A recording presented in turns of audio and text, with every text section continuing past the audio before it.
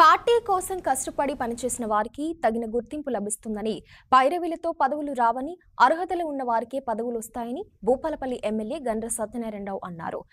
మంగళవారం రేగొండ మండల కేంద్రంలోని ఓ ప్రైవేటు ఫంక్షన్ హాల్లో కాంగ్రెస్ పార్టీ సంస్థాగత నిర్మాణ సన్నాహక సమావేశానికి ముఖ్య అతిథులుగా భూపాలపల్లి జిల్లా కాంగ్రెస్ పార్టీ అధ్యక్షుడు, ట్రేడ్ ప్రమోషన్ కార్పొరేషన్ చైర్మన్ అయితే ప్రకాష్ రెడ్డి, భూపాలపల్లి ఎమ్మెల్యే గండ్ర సత్యనారాయణరావు, సంస్థాగత ఎన్నికల జిల్లా పరిశీలకులు ఇనగాల వెంకటరామరెడ్డి, మాసంపల్లి లింగాజీ హాజరయ్యారు. ఈ సందర్భంగా ఎమ్మెల్యే గండ్ర సత్యనారాయణరావు మాట్లాడుతూ,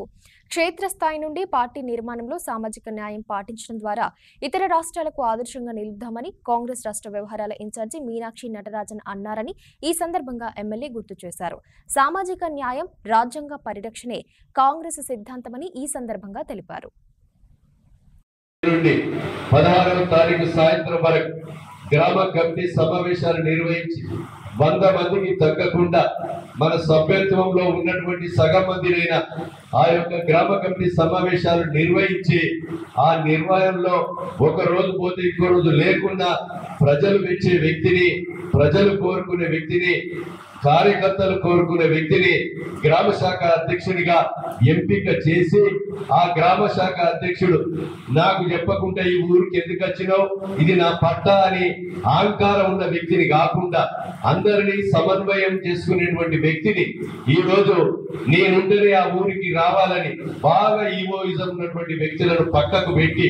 ప్రజలు మెచ్చేటువంటి వ్యక్తిని గ్రామ శాఖ అధ్యక్షునిగా ఎంచుకొని ఈ రోజు మన పార్టీ 10 కాలాల పాటు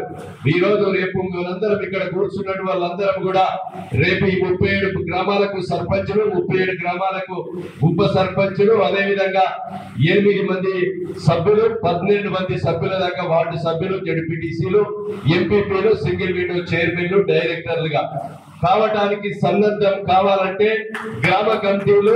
మరి పటిష్టమైనటువంటి వ్యక్తులను ఎన్నుకోవాలి, అసమర్థులను ఎన్నుకోవద్దు.